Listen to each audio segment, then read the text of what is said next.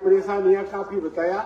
निश्चित रूप से आज का जो शासक वर्ग है उसका मेहनत का सालाम पे जिस कदर हमला बढ़ा है, अभूतपूर्व और चौतरफे हमले के शिकार आज की तारीख में पूरा देश और प्रदेश का मेहनत का सवाल, चाहे वो किसान हो, मजदूर हो, योजना कर्मी हो, तमाम के तमाम इस डबल इंजन की सरकार की जो नीतियां हैं उनकी नीतियों की वजह से हमारी स्थिति बद से बदतर होती जा रही है। हम आपको संघर्ष का न्योता देने के लिए आए हैं। बहनों और भाइयों, ज्ञापनों से काम नहीं चलेगा, हमें लड़ना पड़ेगा निश्चित रूप से। साथी डामोर बोलकर गए, हमने भगाया है लड़कर के बहुत से लोगों को।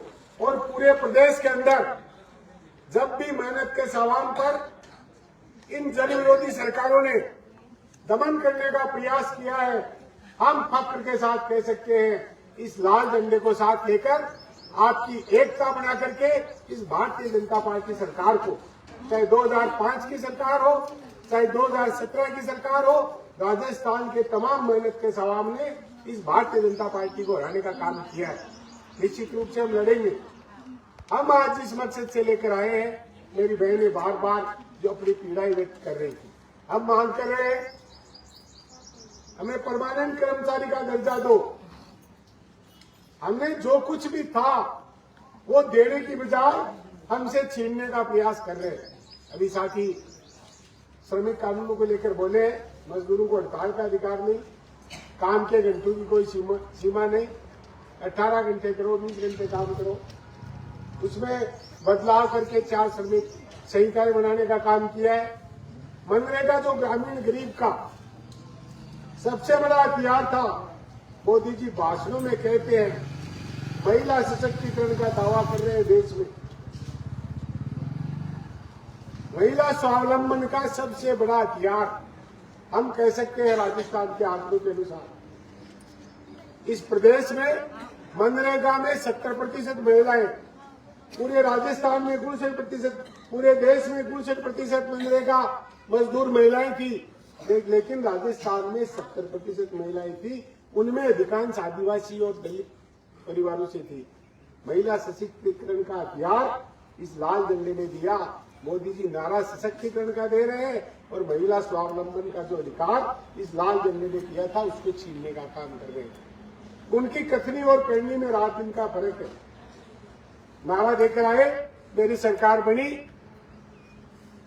15 लाख जितना भी काला धन है दुनिया के अंदर वो सब लाऊंगा, हर भारतीय के खाते में 15-15 लाख रुपए जमा कराऊंगा, 2 करोड़ को सालाना नौकरी दूंगा। 11 साल होने तो आ गए मोदी जी, अगर आप नौकरी देते तो आज तक 22 करोड़ लोगों को नौकरी मिलती है, कुछ बिच्छीवाड़ा तहसील के लोगों के भी इससे में आता। लेकिन हर जगह 2 तरह के कर्मचारी, हॉस्पिटल में जाओ एक परमानेंट कर्मचारी, एक कॉन्ट्रैक्ट कर्मचारी, स्कूलों में जाओ एक परमानेंट टीचर, एक डेली वेजेज पे टीचर। ये जो हालात इन्होंने कर रखे हैं, कहने को डबल इंजन की सरकार कह रहे हैं, भाषण और लफाजी के अलावा मैं स्पष्ट करना चाहता हूं आपके माध्यम से कि ये झूठ और सांप्रदायिकता की बुनियाद पर खड़ी देश और प्रदेश की सरकार केवल और केवल वोट से ठगी करने का काम करती है और वोट लेने के बाद अदानी और अंबानी की पैरवी करती है, हमारे वोट की कोई परवाह नहीं करती। दिलीप चंद जी कह रहे थे हमारे तो यहाँ मंत्री जी है। हम अभी 3 दिन से आदिवासी जिलों के अंदर हमारी बहनों से भाइयों से रूबरू हो रहे हैं। हमने इस विकसित भारत की असली तस्वीर देखी है। कहीं सड़क नहीं, कहीं स्कूल नहीं, कहीं हॉस्पिटल नहीं, कहीं पट्टे नहीं। 2005 का कानून इस लाल झंडे के संघर्षों से और लोकसभा में अच्छा प्रतिनिधित्व होने से बना था, जैसे मनरेगा बना। कहना ये चाहिए जो कानून था उसको लागू करते, लेकिन नोटिस भेज रहे हैं हमारे वन अधिकारी महोदय कि इतने दिनों में आप खाली कर दीजिए। हम कहना चाहते हैं बदनलाल के वन अधिकारियों को और इस पुलिस को कि आदिवासी अकेला नहीं है, ये लाल झंडा मिलकर लड़ेगा और किसी भी आदिवासी वासी को अपने घर से बेदखल होने का अधिकार हम राजस्थान की सरकार और पुलिस को नहीं देंगे। हम लड़ेंगे। और जीतेंगे जैसा इतिहास हमने बनाया है। राजस्थान के तो हालात साथियों बहुत बुरे हैं। अभी बजरलाल जी ने जो वादे किए, मेरी सरकार बनी तो डीजल और पेट्रोल पे मैं कम करूंगा और सस्ता करूंगा। हम गंगानगर और हनुमानगढ़ की तरफ के जो पंजाब और हरियाणा के काफी नजदीक जिले हैं, पंजाब और हरियाणा में 10 रुपए लीटर राजस्थान से डीजल सस्ता है, पेट्रोल सस्ता है। लेकिन हमारे पूरे देश में सबसे ज्यादा अगर किसी सरकार का वेट है तो वो राजस्थान की सरकार है। इन्होंने सस्ता पेट्रोल और डीजल का वादा करके हमसे वोट लिया और आज वादा खिलाफी करने का काम कर रहे हैं। 2 साल हो गए, इन्होंने कोई वेट कम नहीं किया पेट्रोल और डीजल पे। वो स्थिति है। अब गैस सिलेंडर की हालत क्या है? हमारे मिड डे बहनों को 2000 रुपए दे रहे महीने के। अभी एक गांव में हम गए, कह रहे थे 1800 रुपए हमने सिलेंडर का दिया है, एक सिलेंडर का 1800 रुपए। और हमारी मेहनत करने वाली मिड डे महिला कर्मियों को मात्र 2000 रुपए। और वो भी बहनों ने अपना दर्द प्रकट किया है कि हमें 4-4, 5-5 महीने से इस बजरलाल की सरकार ने वेतन तक नहीं दिया। इनका रास्ता एक ही है मेरी बहनों, हमें मिलकर के संघर्ष करना पड़ेगा।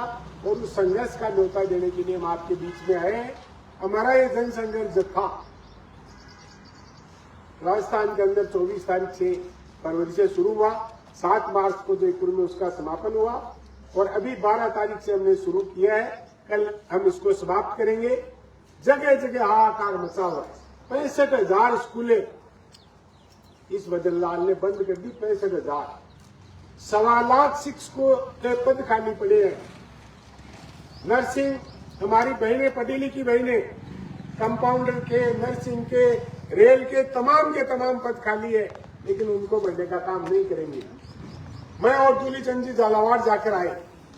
सरकारी बिल्डिंग है, शिक्षक नहीं, शिक्षक है भवन नहीं, भवन है तो जीर्ण शीर्ण है, हॉस्पिटल है डॉक्टर नहीं, डॉक्टर है तो हॉस्पिटल की बिल्डिंग नहीं। ये हालात पूरे राजस्थान के अंदर है। झालावाड़ के अंदर हमारे 7 मासूम बच्चे बरसात से छत गिरने से स्कूल के बच्चे मर गए। और शर्म तब आती है जब हमारी राजस्थान की सरकार ने पता है मुआवजा क्या दिया उनको। मुआवजे के रूप में एक बकरी दी राजस्थान की सरकार ने। इससे शर्मनाक करते हमारे बजरलाल जी के लिए कोई हो नहीं सकता। ये लाटू के लिए बापू के मानने वाले नहीं है।